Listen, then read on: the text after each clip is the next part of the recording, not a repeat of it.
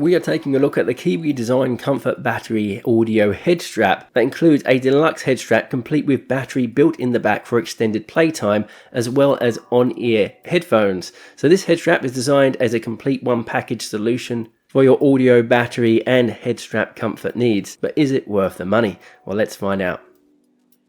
The Comfort Battery Audio Head Strap costs about $120 with free worldwide shipping, and don't forget to apply the 10% discount code at checkout to get a further 10% off your order. Also, try not to confuse this head strap with the non-battery variant on-ear audio head strap. As far as I can tell, they're pretty much exactly the same, except that the non-battery version doesn't come with a battery and is quite a bit cheaper. By the way, I've reviewed this non-battery audio head strap too, so if you're after the non-battery version, you can find that review linked in the description below. Now, if you're interested in buying either of these straps, or any KIWI Design product for that matter, I'd really appreciate it if you use the link in the description below. It's an affiliate link that helps support this channel at no extra cost to you. So here are both versions of the audio strap, with the battery version coming in a bigger box. As I mentioned before, they are pretty much the same except for the battery, as far as I can tell.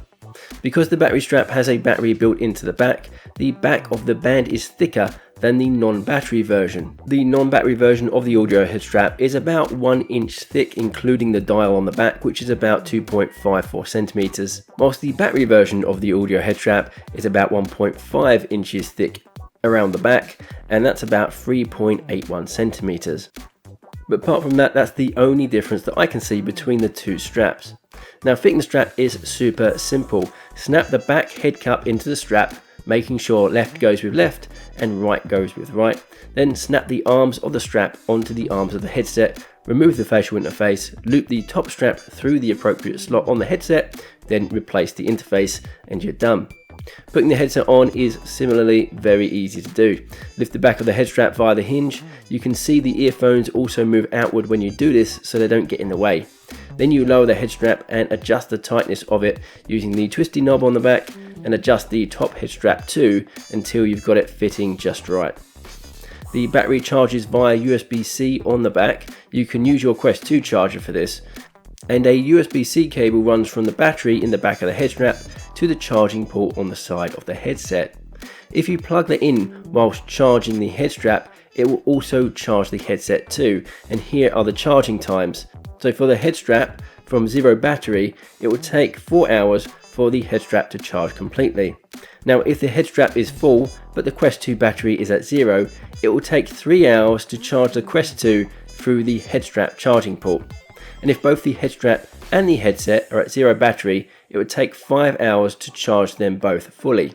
The 6400 mAh battery in the head strap should provide an additional 2.5 to 5 hours of use, depending on what you're doing inside the headset. So that means if we include the Quest 2 battery, we get a total of about 4.5 to 7 hours of use from our headset before we need to set it down for a recharge. Then there's the on-ear headphones. Each has a frequency range between 20 and 20,000 Hz, and they each have 40mm driver units too. They of course plug into the Quest 2's audio jack like you see on screen. Now, I would describe the sound quality as definitely better than the stock Quest 2 speakers. For example, it was easier to identify where in-game sounds were coming from, and because they were directly over my ears, the sound was louder and they prevented others from around me hearing the Quest 2 audio. Now, the sound quality overall, when I compare them to my other headphones, I would describe as good enough. You got a nice range of sound from the lows to the highs given the broad frequency range, and the sound was clear. Only it seemed to lack a punchy bass, meaning it sounded a bit flat compared to some of my other headphones, which was especially noticeable in games with heavy bass elements like Pistol Whip. So now let's get into the pros and cons. It's a comfortable head strap made even more comfortable by the weight of the battery at the back, which helps to offset the front heaviness of the Quest. Now, don't get me wrong, you'll still get pressure marks around the brow and the eyes where the bulk of the headset weight sits, but the battery at the back will certainly help relieve that pressure and increase comfort. On the subject of comfort, the top strap, cup at the back, and even the headphones are nicely padded and feel soft and cushiony on the head and ears. The headphones are also very adjustable, and I found I could play with their position until I got them to sit over my ears just right. The battery itself was fine. It has a reasonable charge time, gives a decent amount of extended play time with at least 2.5 hours of extra battery, and comes with handy charging indicators lined along the back. The headphone and battery cables were also a good size, not too long to prevent excess cable from dangling from the headset, and they also came with this handy cable tidy that attaches to the side of the strap. The head strap itself fit my head snugly too, and at no point did I feel it shift to any significant degree when I was playing. As I mentioned earlier, the audio quality on the headphones was adequate. They were certainly better than the stock Quest 2 speakers. They were clear and I could hear the full range of sounds from low to high notes, but here's where we get to some of the cons. The sound from the headphones came off as a bit flat, as I found they lacked any real significant bass. Also, whilst the head strap was secure, I also found a slight shift when moving my head quickly from side to side in a left to right motion. Nothing major, but it was there.